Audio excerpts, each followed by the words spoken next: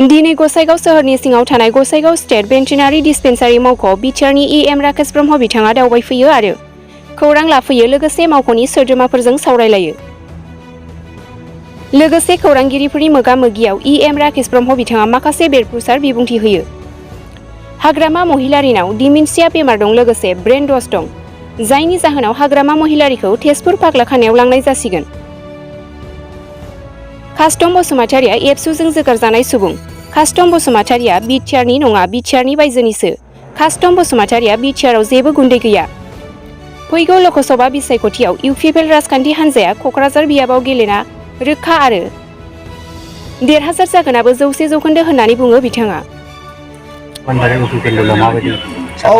लकसभायाव थांनाय सप्तायाव जोङो दिल्लीयाव मोनसे मोजां सावरायनाय जाखांबाय।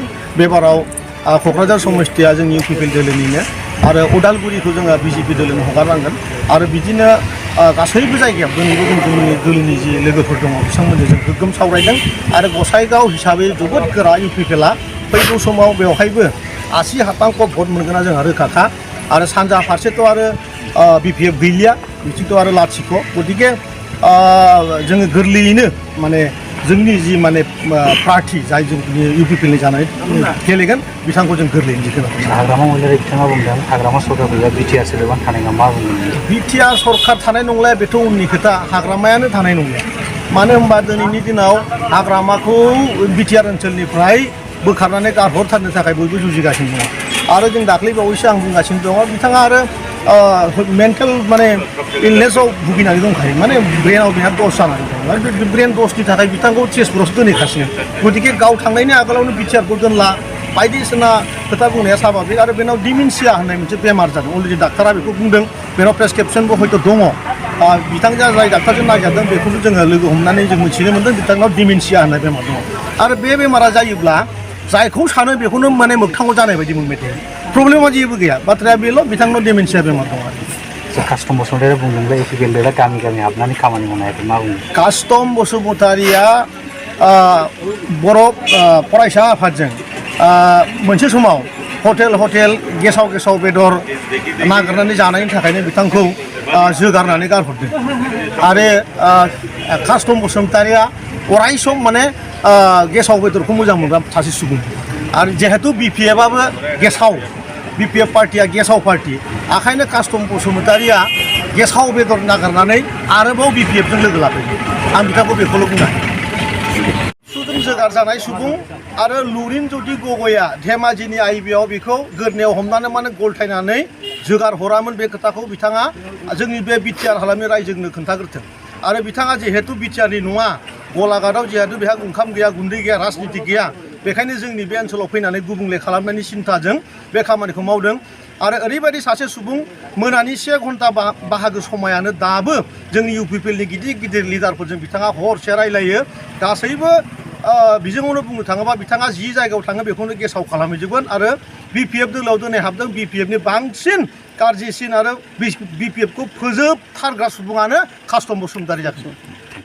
जिहेतु जों गासैबो मिन्थिगौ दानि बे समाव एनिमेल हासबेन्डारि बा लाइभलिहुडजों लोब्बा लानानै अमा, दाउ, बोरमा, मोसौ बेफोरबायदि फिनायखौ बहुद माने बारायदों। जोंनि सेंग्रा लाइमोनफ्राबो गोबां खामानि मावदों। बेनिखायनो थांनाय समाव गोलाव सम जे जोंनि साब सेन्टारफोर दंमोन बेफोर रिपेयारिं जायाखैमोन, रेन'भेसन जायाखैमोन। ओंखायनो गसाइगाव एबार खेबसे लागैनो गंबा जोङो साब सेन्टार माने आरो साब सेन्टारफोरखौ रिपेयारिं खालामनो थांदों आरो गसाइगावआव स्पेसियेलि मोनसे 24 घन्टा दाउ बेदर ना अमा मोननायनि मोनसे हाइजेनिक माने मोनसे महाराष्ट्र आरो माने गुजरातआव जि माने मडेल माने मिट शपफोर दङ बेबायदि मोनसे 15 लाख रांजों बेवहाय बानायनो थांगासिनो दं आरोखि नैबे गसाइगाव खदराव सेन्टाराव।